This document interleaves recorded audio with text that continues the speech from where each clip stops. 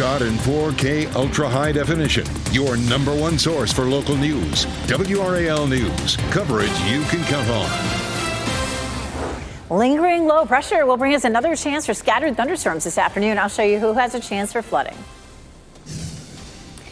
Another morning without power for nearly 500,000 customers in North Carolina as crews work around the clock to try and get power back on. It's really unlike anything we've ever seen. A heavy rainfall has led to flooding, which has led to landslides and washed out roads in many areas. The work being done by power crews as they try to reach places cut off by storm damage. And the response from local organizations to help their fellow North Carolinians during this time, it is not slowing down. We'll tell you about several groups headed to the mountains today to give out supplies and how you can help out as well. Much help is needed, certainly in the western part of our state. A good Monday morning to you here. I'm Jeff Hogan.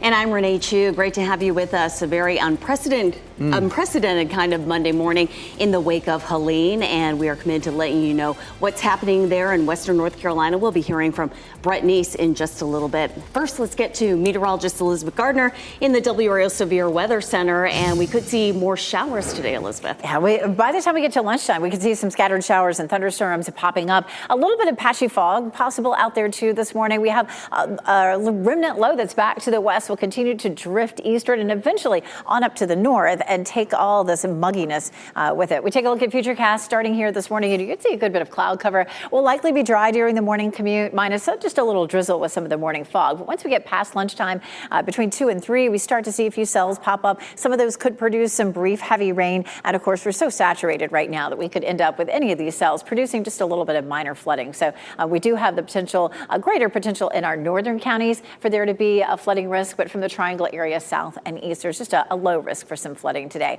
We take a live look at Zebulon, where things are quiet. You can tell that it's pretty moist out there. Almost looks like there's some fog there on the lawn. 70 degrees right now, the dew point is 69. And hour by hour today, we'll see high temperatures in the low 80s with an increasing chance for thunderstorms. We do still have more activity in the tropics to talk about coming up in just a little bit. This morning, Western Carolina is grappling with the widespread devastation left behind from Helene.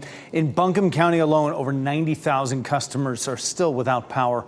At least 30 people have been killed in Buncombe County because of flooding from Helene, as well as 2 sheriff's deputies. Today, Governor Roy Cooper will join other state leaders as well as FEMA officials in Asheville to access the storm damage there and response efforts as well. WRAL's Brett Neese joins us live from Biltmore Village in Asheville this morning. Brett, this was one of the areas hit hardest by flooding.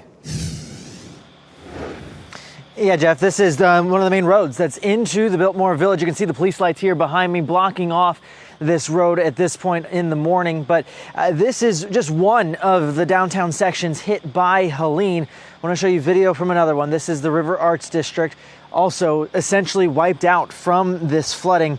And you can see trees and debris scattered everywhere as water continues to rush underneath bridges, already wiping out so many sections of roadways. Residents have been without access to water for days now, some collecting floodwaters in buckets just in order to use them at their homes to flush their toilets. Mud and debris are everywhere in the Biltmore Village, where cell service continues to be hard to come by. 30 are confirmed dead just here in Buncombe County alone, but that number is expected to rise. Brittany Neal is one of the many people trying desperately to find gas for her car. We can't get home. I haven't seen my kids. I'm tired. I'm hungry. Still have no power. I have no gas to get to my kids. I don't know where to get gas. So there's that. So work to get power back on will take weeks. Over 15,000 technicians from 19 different states and Canada are here in this area trying their best just to get this power back on as quickly as possible. It really is a catastrophic situation. Jeff. All right, Brett, thanks. People across North Carolina are stepping up to help those in the western part of the state. Today, Wake County churches will deliver pallets of water to people who need it. WRAL's Laura Levine joins us live from Apex Baptist Church. Laura, members are getting ready to head out any minute.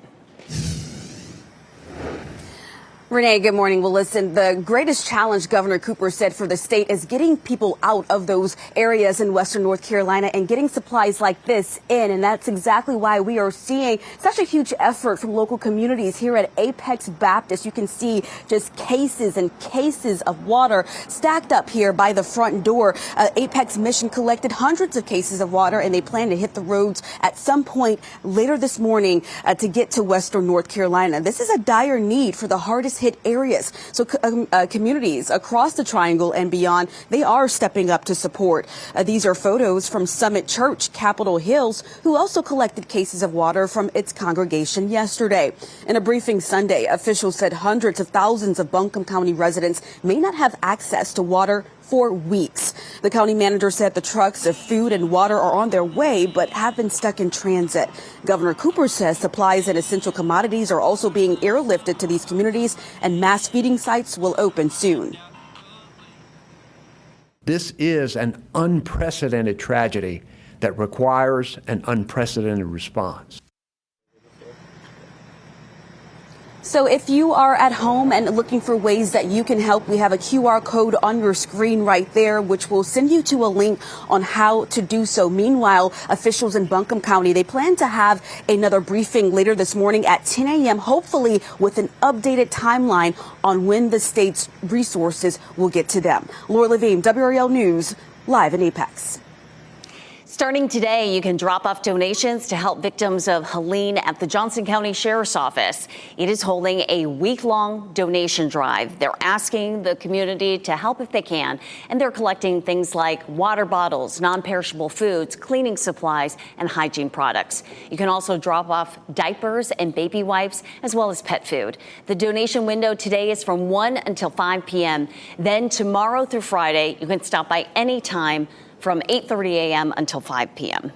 This morning, there are still more than 450,000 customers without power statewide. Most of those outages are focused in the western part of our state. WRAL's Kelsey Coffey joins us now live from Duke Energy headquarters in Raleigh. And Kelsey, those crews are working day and night to restore power, but it could still be a little while for some.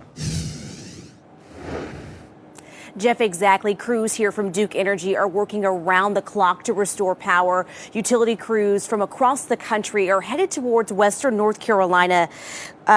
Hundreds of thousands of people are still without power in our state. Roughly 90,000 of them are in Buncombe County.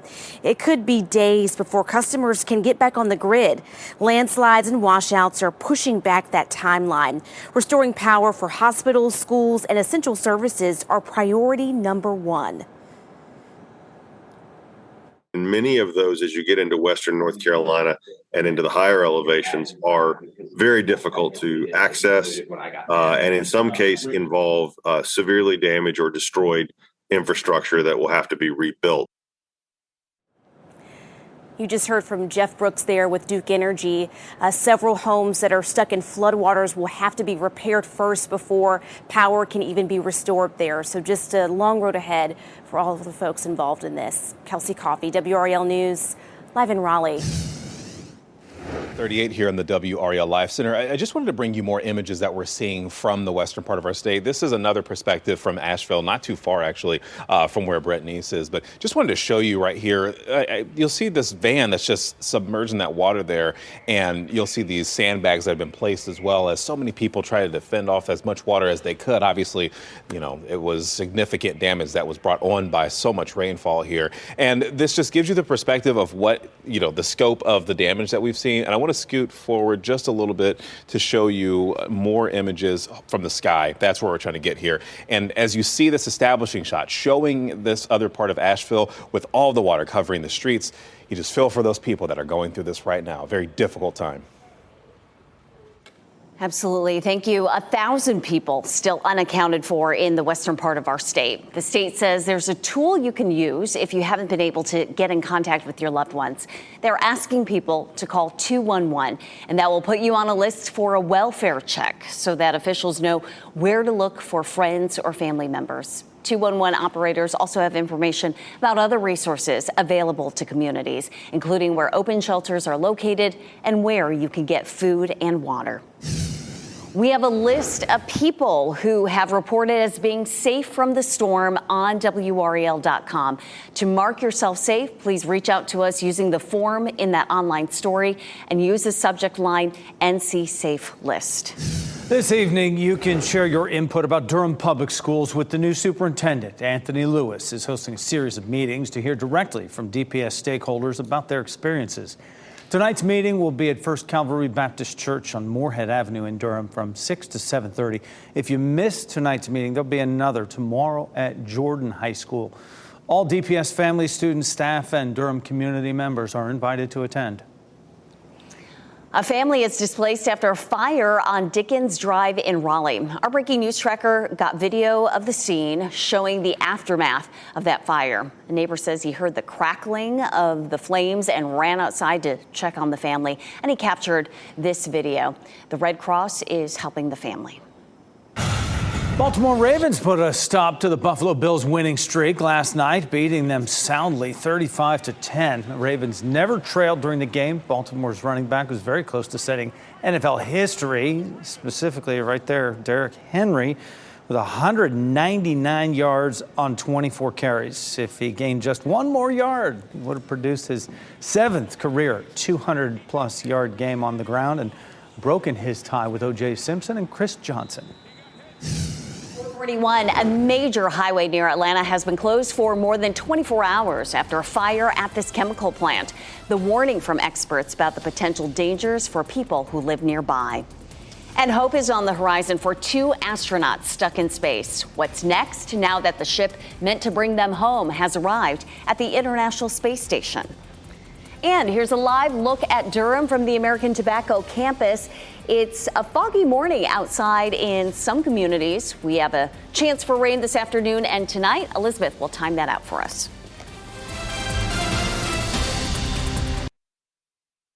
Live from WRAL News Headquarters in Raleigh, your #1 source for local news. WRAL News, coverage you can count on. A little light rain starting to develop in our southwest counties. I'll show you who's more likely to see thunderstorms later today. I'm Brett Neese in Asheville this morning, where cleanup from Helene continues. Coming up, the devastation from catastrophic flooding in this area and the heartbreaking stories that we continue to hear from those who live here. Also, people here in Wake County are chipping in to help our neighbors to the west. The truckloads of essentials going out this morning and how you can help. And there is much help needed as we welcome you in here Monday morning, 6 a.m. If you haven't seen some of those pictures and some of that video of the devastation there, stick around because it is life-changing for a lot of those folks. I'm Jeff Hogan. And I'm Renee Chu. It is certainly a dire and critical situation in Western North Carolina, but 2 things we know about North Carolinians: they are resilient and they will always help each other out. Let's get to meteorologist Elizabeth Gardner in the WRAL Severe Weather Center, tracking some light showers and storms, and we could see that later today too. Yeah, right now we're looking at the potential for just a little bit of light patchy rain in our southwestern counties. And then all of a sudden, just in the last 20 minutes, we've seen a few of those cells popping up along the I-85 corridor. Let's start down here to the south. We had a little shower in Southern Pines and Bass moving into the western part of Harnett County. But we head back to the north and here around Falls Lake, headed toward Creedmoor, and then here heading up the I-85 corridor, moving on up into Vance County. Just a little shower there, but you might run into some brief heavy rain with those showers. We'll have a better chance for some thunderstorms later on this afternoon. We take a look at Futurecast this morning, and again, a little light shower could pop up, but we're looking at a better chance after lunchtime of some thunderstorms developing. A few of those could produce some brief heavy rain, and we do have a low potential for flooding. You know, we're just so saturated from all the rain that we saw at the end of last week that it may not take much to end up seeing just a little bit of minor flooding. We take a live look at North Hills, and you can see some fog that's settled in here. 71 degrees is the temperature and the dew point 70, so it feels very muggy out there. We're not looking at any widespread fog this morning, but you may run into some patches of it depending on where you are. Our highs this afternoon likely to be in the low 80s with a few peaks of sunshine, but of course we'll be tracking that potential for thunderstorms. Ken? Elizabeth, at 6:01, no major problems to report in our major roadways here in Wake County. The Beltline free and clear, 87 coming in from Knightdale and Zebulon. No problems to report this morning. As we take a closer look at Durham, Chapel Hill, and the Hillsborough area, we're seeing similarly all those major routes are delay-free as well. It's, of course, Hillsborough, Chapel Hill, Durham, all delay-free this morning. Let's head outside and stay in Bull City, give you a live look at I-885 and TW Alexander Drive. You see, traffic has definitely picked up, but delay-free in both directions. This morning, we are seeing images of the catastrophic flood damage that Helene left behind in the path, western North Carolina. This is incredible to see. Officials are comparing it to the disaster Hurricane Katrina left behind in New Orleans years ago. Thousands, hundreds of thousands of people in western Carolina are without power, cell service, and drinking water. Statewide, more than 450,000 customers are still without power right now. At least 30 people have been killed in Buncombe County alone because of flooding from Helene, and that includes 2 sheriff's deputies. Today, Governor Roy Cooper will join other state and FEMA leaders in Asheville to assess the storm damage there. And WRAL's Brett Neese joins us live from Biltmore Village in Asheville this morning. The floodwaters have started to recede, Brett, and we know that is going to reveal the damage left behind. It will, Jeff, but the roadblocks continue to be in place here this morning. This is one of the main roads into Biltmore Village. You can see there are a number of cars that are being turned around by police here as they have a number of roadblocks set up in and around the downtown Asheville area. This is just one of the areas across this region that are continuing to feel the effects from Helene. Another part of this downtown area is the River Arts District that also felt some of the effects from the catastrophic flooding in this area. And some of this video that we're showing you now is residents reclaiming that floodwater just to use it back at their houses in order to flush their toilets. It's unbelievable what some of these people are going through. There's mud and debris everywhere. Residents telling us that it is hard to overstate just how bad this situation is. Cell service continues to be limited, even with the emergency towers set up in this area. So much of the downtown Asheville area, including the River Arts District, have essentially been wiped out. Mariah Flaherty and others frustrated by the lack of basic services. They're coming to help. There's no resources. There's no gas to make it to stores. There's no stores open. It's cash only. The ATMs are down. But there's little babies that have nothing to drink, and we're going on 3-4 days now with no water. It's unbelievable hearing some of these stories. One resident telling us that he's worried his heart monitor is going to go out before he's able to recharge it. And work to get power back online is fast and hard at work right now. There's 19,000 different technicians here in this area, or over 15,000 from 19 different states in Canada. I mean, there's so many people here, Jeff, trying to help out as much as they can. And so many folks, Brett, hitting dead ends, as we've seen since you've been on the air at 4:30 this morning. Some activity behind you there, but people getting turned around. How hard is it to get around and where you are? Yeah, we know that there are hundreds of roads, Jeff, that are still closed here in western North Carolina, of course, including I-40, one of the major roadways here into Asheville. But here along this main stretch, this is one of the many roadblocks that we see here in this area. There are also a number of different side roads where there are trees toppled over. We had to pass under several trees that were across the roadway at one point. They cut little paths just wide enough for one car to get through. It really is amazing to see some of the damage left behind from Helene. All right, Brett Neese, live for us, Biltmore Village there in Asheville. Brett, thank you. People here in our part of the state are stepping up to help those affected by Helene. Today, Wake County churches will deliver pallets of water to people who need it in western North Carolina. WRAL's Laura Levine joins us live from Apex Baptist Church. Laura, good morning, and help from that church is already on its way to western North Carolina. Renee, good morning. Volunteers here with Apex Baptist Church. They rolled out of the parking lot maybe about 45 minutes ago with 3 tractor trailers, trucks filled with water. We know that they made the call with Apex Mission asking for cases of water. They know this is a dire need in western North Carolina right now. So you can see the church full of supplies in this video ready to be delivered. The lead pastor here tells me he felt called upon yesterday during his sermon to ask for water donations And before the service ended, they became overwhelmed with support and donations.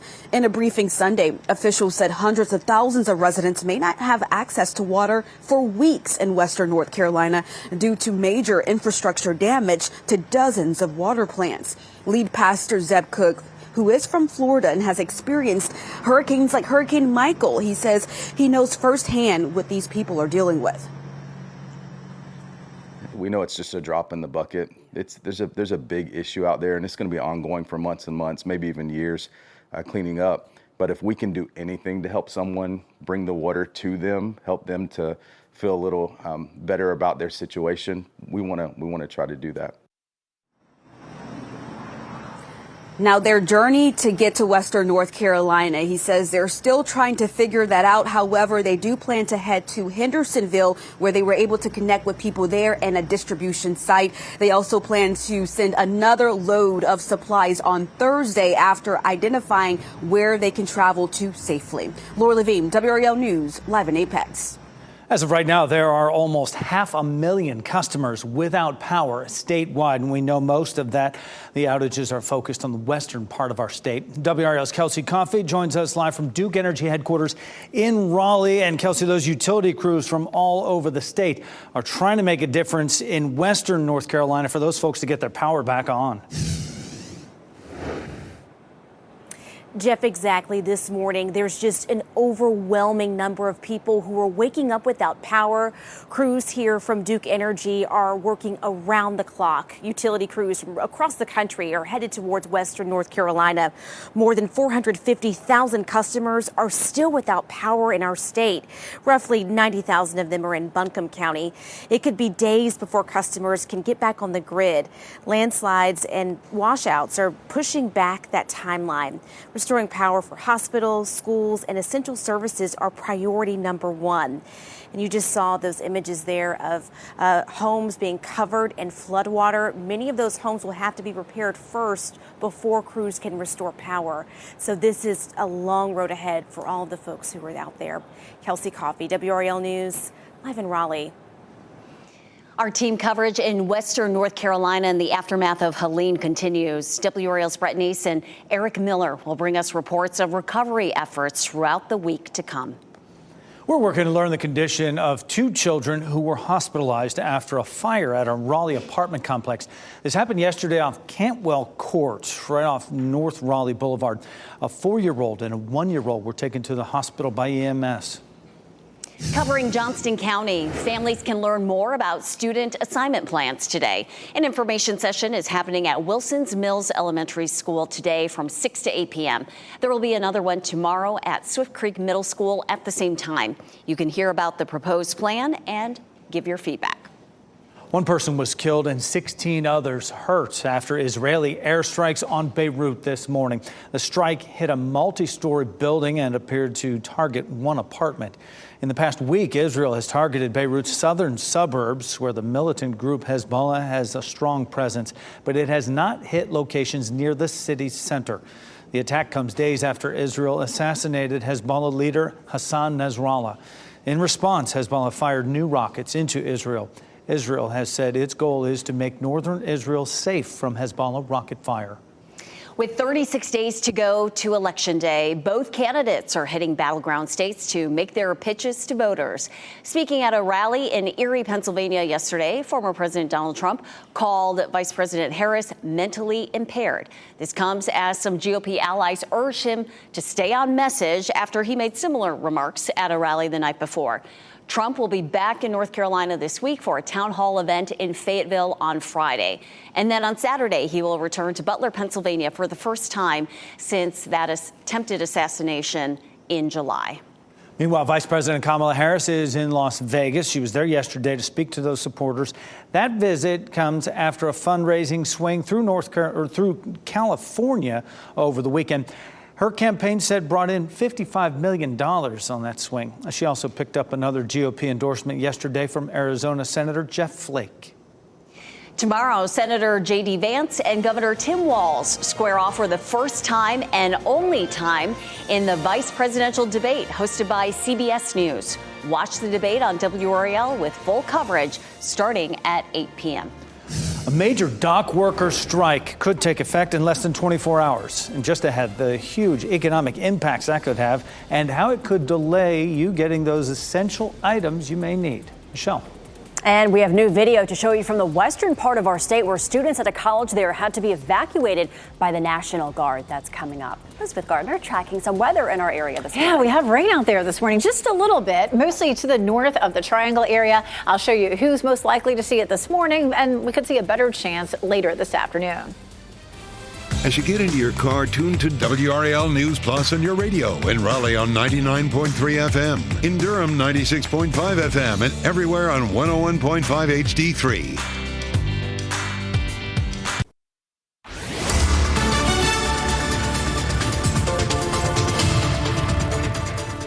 6:15, it felt really humid yesterday. We have this tropical moisture that remains in place and a couple of showers developing in this southwesterly flow. We've seen a little bit of that in Moore County, a little bit more about to move into there. It's mainly patchy and light, and then also just south of I-85, a little bit of patchy rain there. We take a look at Rocky Mountain Mills. It looks pretty foggy here on this camera. We have so much moisture in the atmosphere that you could see some of that showing up on the sensor there, though. It's 4 miles, quarter-mile visibility, though, showing up there in Roxborough, and that's what we would consider fog. We take a look at what you'll see heading out the door. Some areas of fog, muggy start, temperature around 70, even a few isolated showers. There's a better chance for thunderstorms after 3 o'clock as the kids are getting off the school bus. Temperatures will be in the low 80s. Happening now in the WRAL Traffic Center, we just got reports of a crash on Lumley Road near I-540. That's going toward the airport. I'll keep an eye on that and let you know if it's going to affect your commute, especially for those of you with an early morning flight and you're trying to get to the airport as well, and that's your route. Elsewhere around the Wake County and surrounding communities, all the major roads are delay-free at this hour. Ken, thank you. In less than 24 hours, a major strike could take effect along the East Coast, including at ports in Wilmington. Thousands of dock workers are threatening to walk off the job. The International Longshoremen's Association represents 85,000 workers. A strike could cost nearly $500 million per day. A walkout would force major stores to find other ways to get their products into the country. The workers are at an impasse over a new contract, demanding higher wages and more protections against automation. A Western North Carolina college was evacuated over the weekend because of Helene.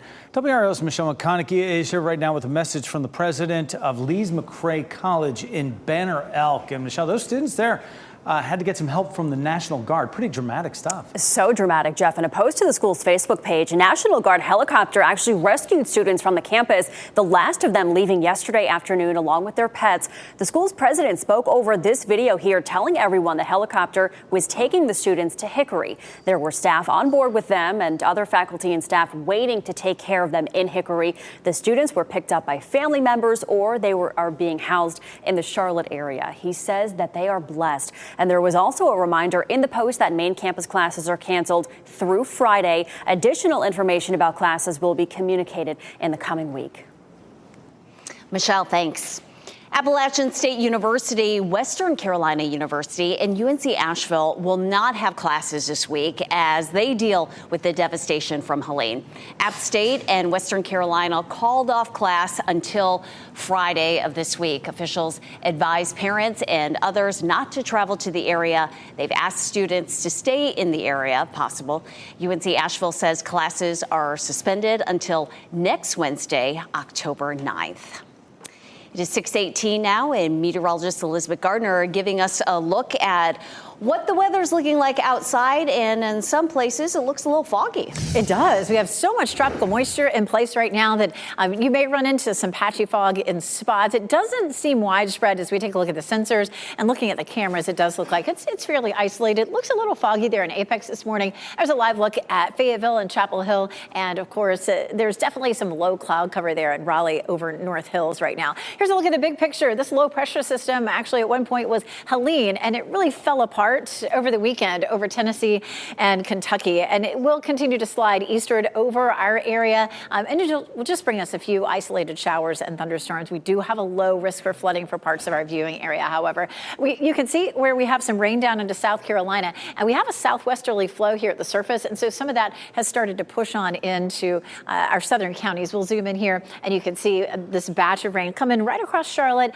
and about to push back into Moore County. We had a little light shower there earlier. Also seeing some development here just south of I-85 between Henderson and Lewisburg and in the southern part of Granville County. You might run into some brief heavy rain, but it would be brief. These are tiny little cells that we're seeing this morning. We do have a better chance for some thunderstorms to develop later this afternoon. There's lunchtime and into the afternoon. You can see how it becomes a bit more widespread around the time of the evening commute. Lots of moisture in the atmosphere, so some of these cells showing up there in yellow and red are going to produce some brief heavy rain, maybe even some lightning. From 8 o'clock on to around midnight, some of that starts to slide from the triangle area eastward. So we do have a low risk for flooding. We're just so saturated from all the rain that we saw at the end of last week and that we've seen really over the last couple of months that's a low risk. And of course, our northern counties there in a medium risk where we may have a better chance of some of that rain becoming a little heavier.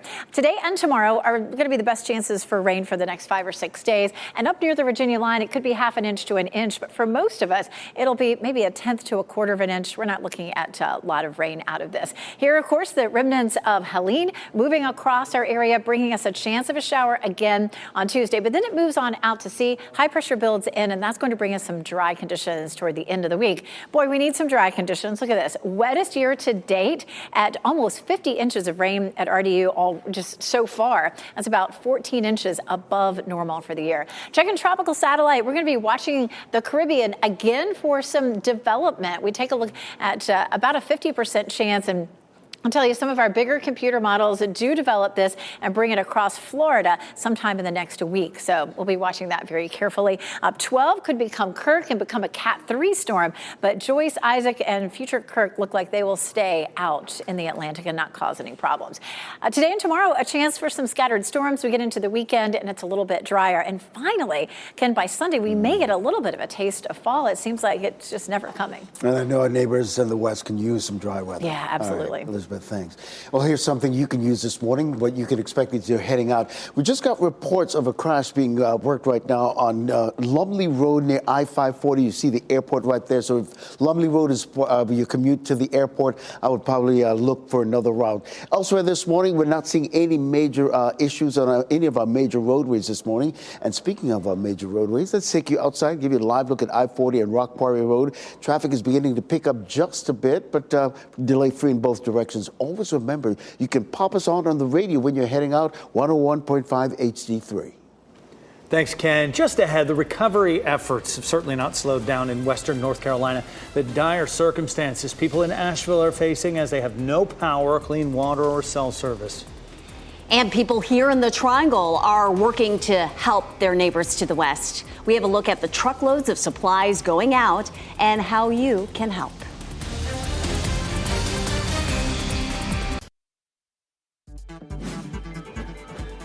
This What's Trending report, sponsored by Rug & Home.